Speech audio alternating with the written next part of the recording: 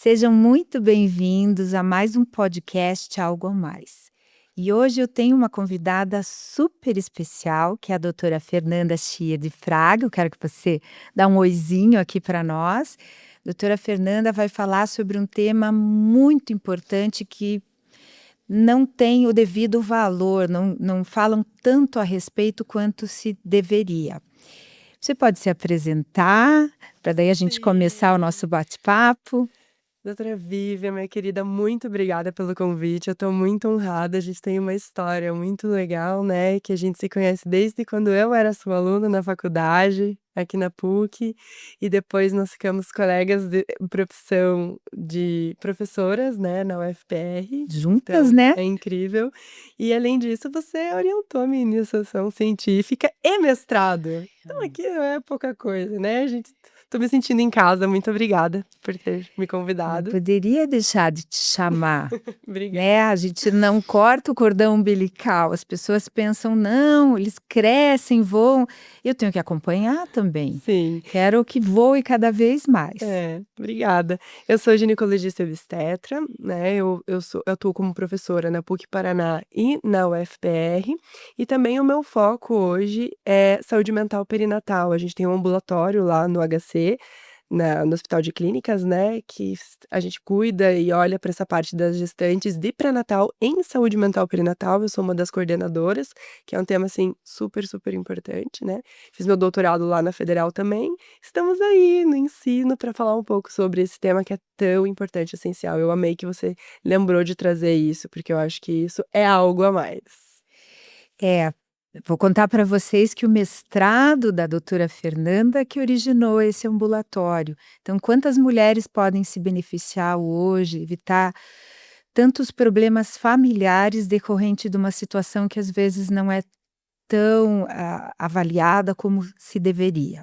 Sim. Fer, o que seria a depressão pós-parto? Qual é o impacto dela na nossa população?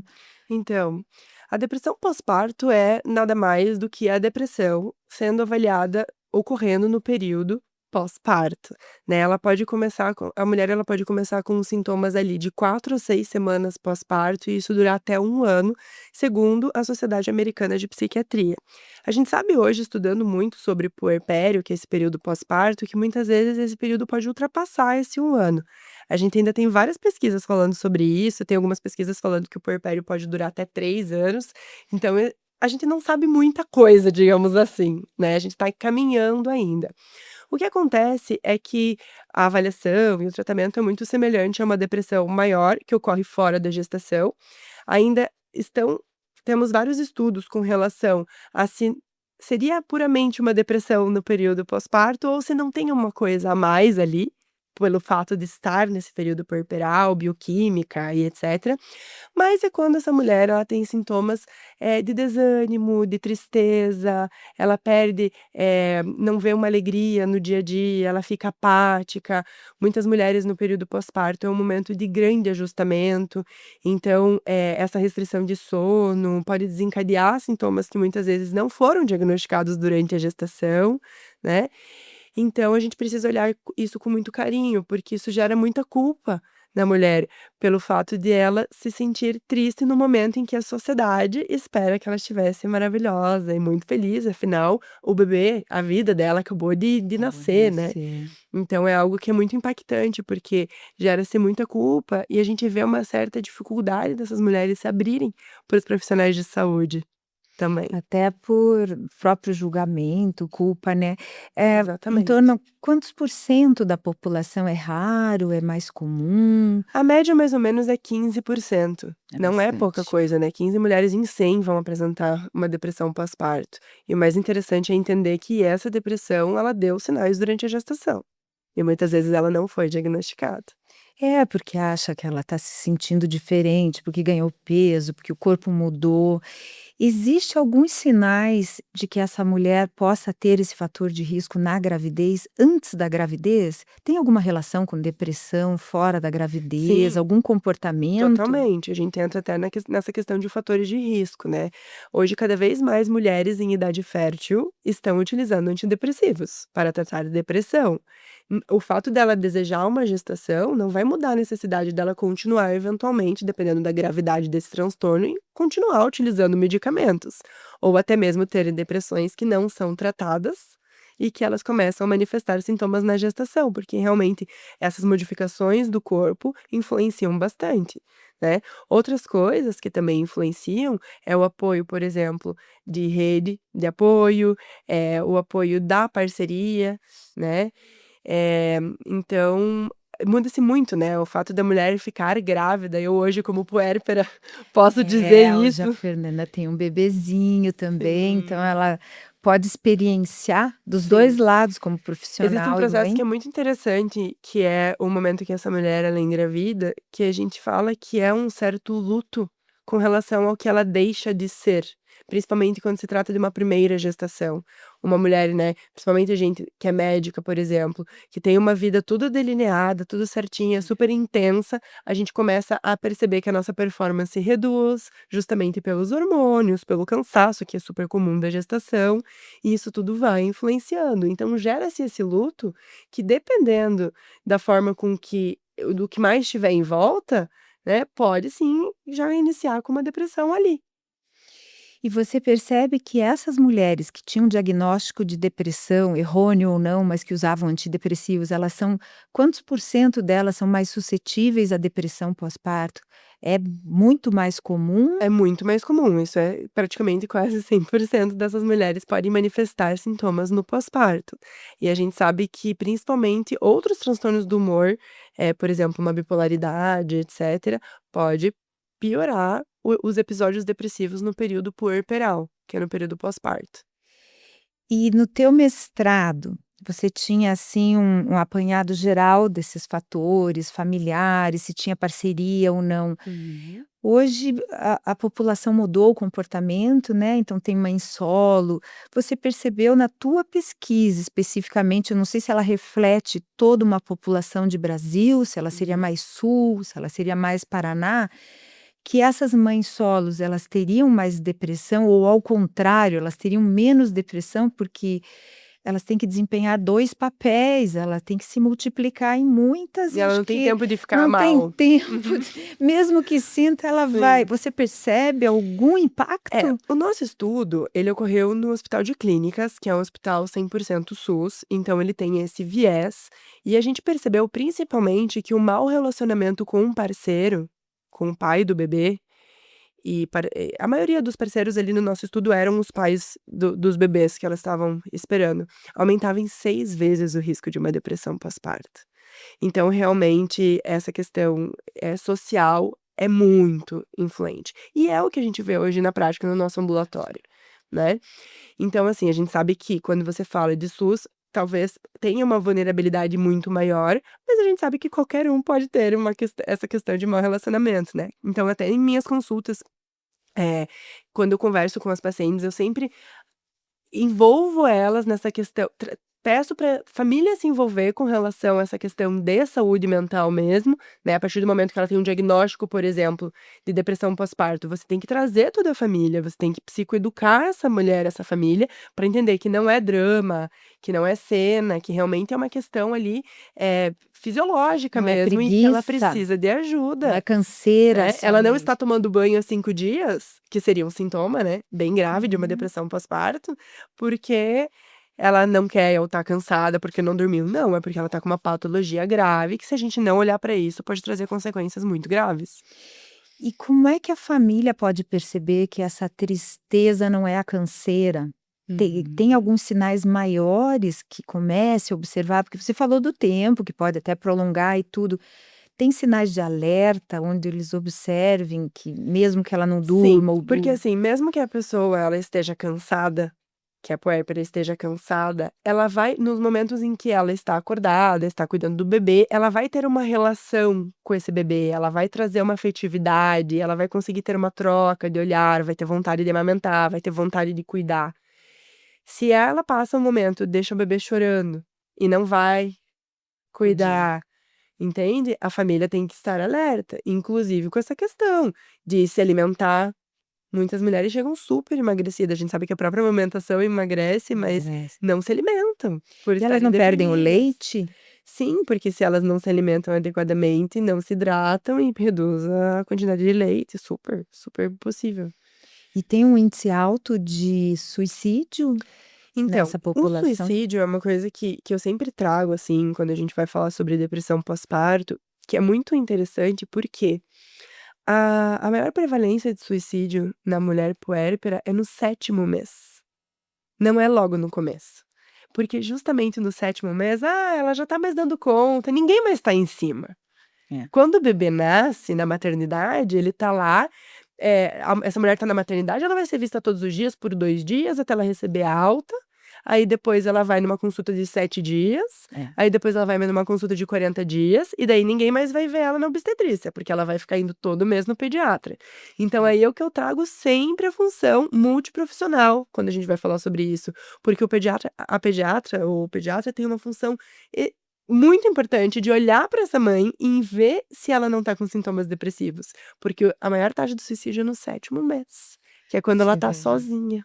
Uhum. Veja quanta solidão que ela sente, né. E o que são esses baby blues? Então, e aí é bacana fazer esse diferencial, né. A gente tem a entidade depressão pós-parto, né, que vai acontecer ali a partir de 4 a 6 semanas no período pós-parto, mas antes disso, 85 a 90% das mulheres que pariram vão vivenciar o baby blues. O que é o baby blues? O baby blues nada mais é do que um transtorno de ajustamento. É essa questão que eu te falei lá do luto que começa na gestação e etcétera, é quando a ficha cai. Quando o negócio pegou, meu Deus, essa criança nasceu, E eu tô em agora? casa aqui, e agora o que que eu fiz? Eu não sou boa o suficiente, como que essa criança veio? Por que que eu engravidei? Não vou dar conta.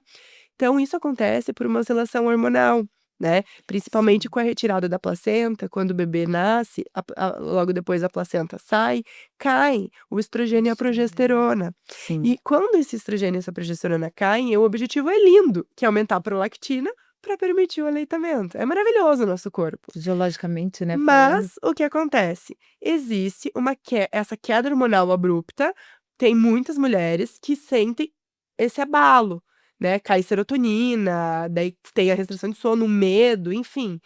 Será que o bebê tá respirando, né? Assim, É, põe a total. mãozinha no na narina à Na noite, quando tá narina. muito quietinho, quando Um não chora na clássico. babá eletrônica. Exato. Verdade. E aí, o que acontece? Ele é pior esses sintomas de baby blues, eles são piores no final do dia, justamente porque o cortisol cai Ai. com o anoitecer.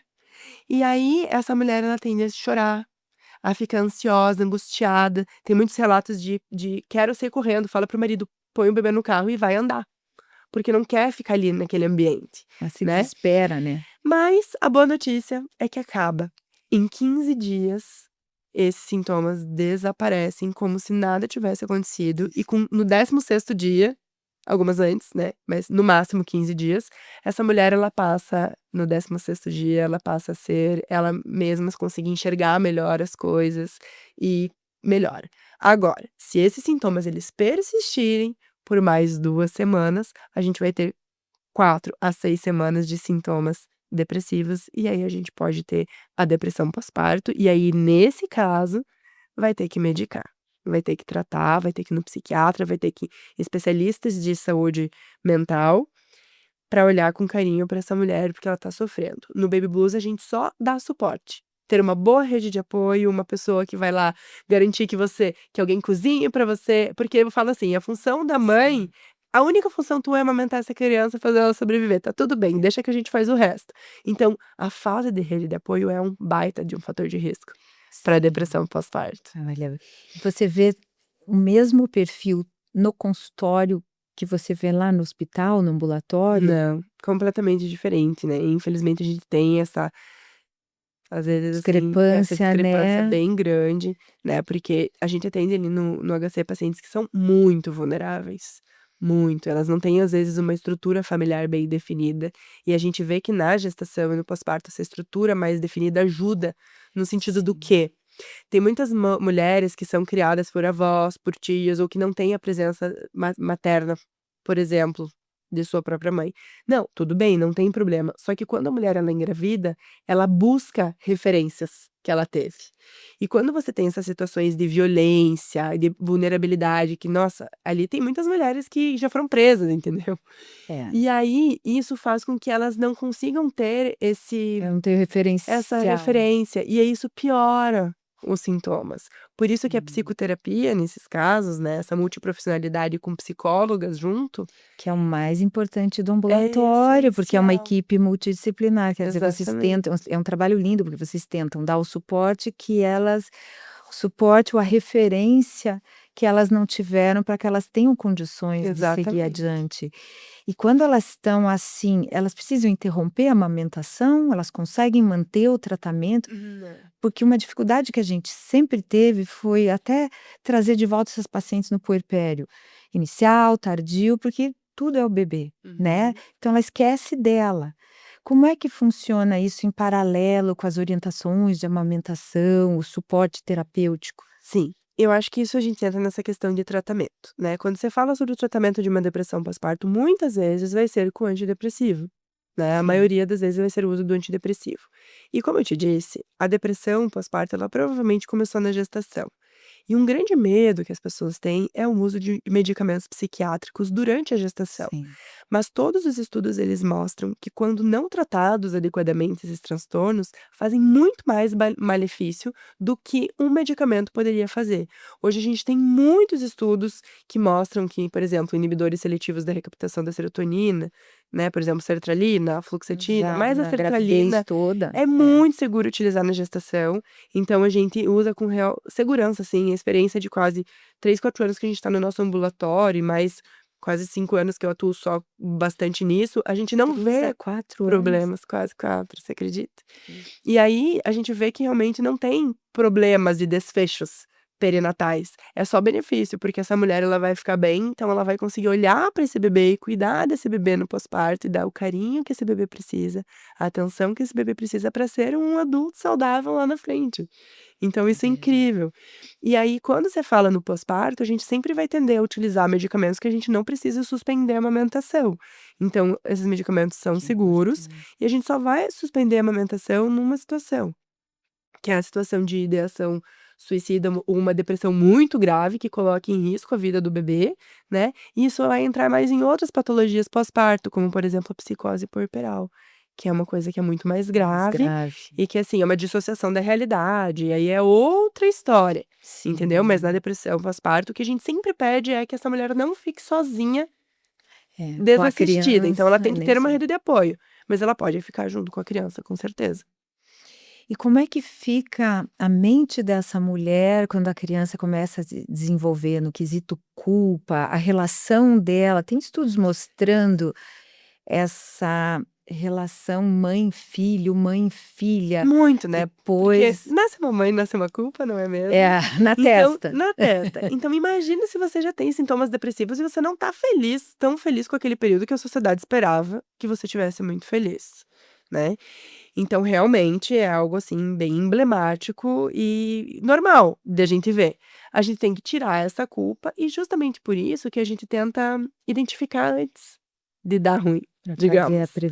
Que é prevenção através do rastreio, que foi o que a gente fez no no mestrado. trabalho, A gente rastreia sintomas os fatores de depressivos, risco. né, existem escalas de rastreio para isso, várias sociedades, né, a COG, Task Force Americana, Febrasgo, todos indicam a gente fazer o rastreio de transtornos de sintomas depressivos na gestação e no pós-parto para identificar logo esses sintomas, encaminhar elas para um profissional especializado e iniciar o tratamento, porque aí você consegue evitar todas essas questões. Você pensa um transtorno no decorrer da vida, achando que se a criança não se desenvolveu como todos esperam, que tudo é uma expectativa, Sim. foi culpa dela no início, porque se sentiu Sim, rejeitado. mas Como é que tem uma você lida com a questão, família ali? mas aí que tá, tem uma questão bem importante de falar da família, que é isso, é função do profissional de saúde conseguir identificar. Então o que eu digo sempre, a gente precisa falar sobre isso, e é incrível a gente trazer esse tema aqui, É, porque nós profissionais de saúde precisamos conhecer o é tema. Para quê? distante, Para no momento que essa mulher ela consegue superar esse medo, essa culpa e abrir para você, você saber abordar e não omitir. Porque o que a gente vê? A omissão diagnóstica. Então muito triste isso. exatamente. E aí que entra a família. é trazer a família junto para o tratamento, é desmistificar, né, questão de medicamento, trazer a segurança de medicações, colocar os riscos e os benefícios, e entender que quando uma mãe tá bem, a família toda fica Tudo bem. tá bem, é a matriarca. E como é que fica? Se o profissional não está muito ambientado e a família não sabe muito como conduzir, talvez como que você vê algum programa de tratamento, de orientação para as 2 partes? Como que você acha que podemos minimizar isso e melhorar essa capacidade diagnóstica? É através desse rastreio já na atenção básica, né, que é uma coisa que a gente luta muito, É. tanto em todos os pré-natais, então, nos Estados Unidos, por exemplo, né, eu fui fazer um estágio lá e eles falam muito sobre saúde mental perinatal num lugar. Eles aplicam os questionários na sala de espera. É muito Marcar rápido, X, né, o que é. eu trago é assim, enquanto você faz a gestante ficar lá 3 horas no laboratório para coletar o teu ATG, que é o teste de tolerância à glicose, que todas as Nossa, gestantes tem que precisam fazer fazer. entre 24 e 28 semanas, ela fica 3 horas da vida dela nesse teste, tomando glicose, coletando hora 0, 1 e 2 horas. É 5 minutos para você responder a escala. Ela é Que já é um rastreio, autoavaliativa. que é auto-preenchível.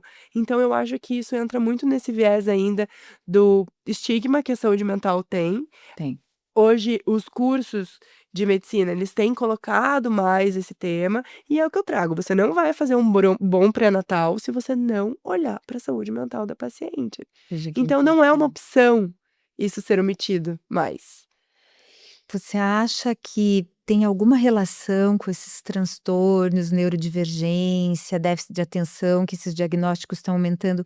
Tem alguma relação com a mãe que teve depressão pós-parto ou uma coisa é A uma gente coisa, não outra coisa é uma consegue coisa? afirmar absolutamente nada disso. Os estudos ainda estão muito em andamento, mas principalmente a neurodivergência, né, a gente não consegue definir, Se eh, tem acho problema que com vacina, alimento, paracetamol. o Não, né. ácido fólico, né, É. alimentação, Eu acho que a então gente precisa fazer a nossa parte bem feita. Eu sempre, para tirar a culpa da paciente, eu falo assim: "Você tá fazendo a tua parte, tá tomando as vitaminas, tá fazendo todos os isso é exames, tá importante. se cuidando, né, tá vivendo uma vida saudável, comendo bem, não tá fumando, né, usando droga". É. Enfim, faça a tua parte, que a gente não tem controle. E eu acho que é a parte mais difícil essa. A É, gente que entender que a só gente não tem controle das coisas, porque é o que a gente gostaria, né, mas não tem como. e para a família dessa gestante, tem algo que possa ser feito para eles identificarem? Porque às vezes acham: "Ah, é filha única, ou é a primeira filha, está mudando de filha para mãe, ela está estressada porque vai perder o trono", e não tem nada a ver, é puramente hormonal, É. ela não a gente não controla. Eu brinco com os meninos, eu falo: "Não sei por que que vocês reclamam e ficam por aí". Os nossos hormônios femininos, eles são pulsáteis o tempo todo. Então eu digo para eles: "Veja que maravilha, você vai entregar uma flor, você não sabe se vai sair a flor na sua cabeça ou se você vai ganhar um abraço". Eles É me sobre olham isso, é assim, sobre isso. né. Porque, assim, depende do pulso hormonal, se a calça tá Sim. apertada e ganha chocolate, você quer jogar o chocolate. Mas se você tá naquela fase pré-menstro que tá com compulsão para algo assim, né, como um Sim. chocolate, então tudo muda, mas as pessoas o que elas não palpam, o que elas não mensuram de uma forma prática, parece que não existe, né. É, eu acho que Teria é como eles eu acho que é informação, é você falar mais sobre o tema, é tirar o estigma, né, a gente tem muitas pacientes ali que deixam de ir em consultas, porque elas acham que falar sobre isso é coisa de louco. E isso não pode não cabe mais isso onde a gente está isso. vivendo hoje, o Quem está com nível de terapia tem conhecimento que problema a gente tem. mental. Todo mundo tem que fazer terapia e É todo se mundo tem que se autoconhecer, não é autoconhecer. questão de ter um problema maior Exato, ou e a família não. precisa acolher, né. E você acha que elas também têm esse preconceito? Elas Total. guardam mais até para não mostrar fraqueza, Sim, com talvez? certeza, porque a gente quer ser forte o tempo inteiro e tá tudo bem às vezes a gente pedir ajuda, né. Pedir ajuda é importante. E o que que você diria para essa mulher que está sofrendo com isso? Como é que Hum. você poderia dizer algo para ela que desse um pequeno conforto, além dela ter que buscar ajuda? Está tudo bem, não é culpa tua. eh, você tem uma pessoa que pode te ouvir, não as coisas elas não são sempre como a gente quer, mas a partir do momento que isso foi identificado, a gente consegue realizar um acompanhamento, um tratamento, você não tá sozinha. Eu acho que o principal é isso, porque a própria gestação e pós-parto é muito, eh, solitário. Sim, É muito solitário, porque as outras pessoas continuam vivendo a vida delas e fazendo tudo normal. E aí você abre mão de tudo aquilo que você fazia, por um bem muito maior, né. sim, mas é Muito diferente. custa o que muito vale, é sobre É, isso. E tá tudo bem, mas que a partir do momento que isso identifica, a gente às vezes dá nome diagnósticos ou dar nome ao sentimento mesmo, a gente tira um pouco dessa culpa. E aí a é gente vai importante. tratar, acolher. Então é isso, vocês não estão sozinhas. Então isso serve também para quem não tem essa rede de apoio, né, e se vê Exatamente. sozinha numa gravidez. Então o nosso papel é muito mais importante do que possa parecer. Sim. Se você quem não gosta de mexer com saúde mental tem que ter profissionais preparados para poder receber essas gestantes. Você veja, se tem no hospital escola, e a gente também tem profissionais por aí, eu acho que é uma responsabilidade bem grande. É importante que a gente passe isso para os alunos, por isso que eu Nossa, fico total. muito feliz de ter um ambulatório, porque a gente também está plantando a sementinha Isso. neles, né, de olhe para paciente, seja mais humano, se você não quer fazer, saiba encaminhar. Não Uhum. sei, eu acho que Mas não deixa passar. não deixa Eu acho que essa passar, é a principal mensagem. que é e para a família que conviveu com isso, o que você diria? Eu diria que vai passar, que tá tudo bem e que não é fácil, mas que existe tratamento. Existe muita ciência por trás do tratamento, existe segurança. A gente quer ver uma mãe bem para cuidar do bebê bem e a família ficar bem. Vão ser períodos mais difíceis? Podem ser mais difíceis, mas com apoio e amorosidade, as coisas vão se resolver. Resolve. Muito obrigada, eu adorei Oh, ter você obrigada. aqui, eu adoro estar sempre junto e Sim, vamos seguindo plantando a sementinha nos nossos alunos para que eles possam ser cada vez melhores. com certeza. Obrigada, Fê. Obrigada a Beijo. você. Beijo.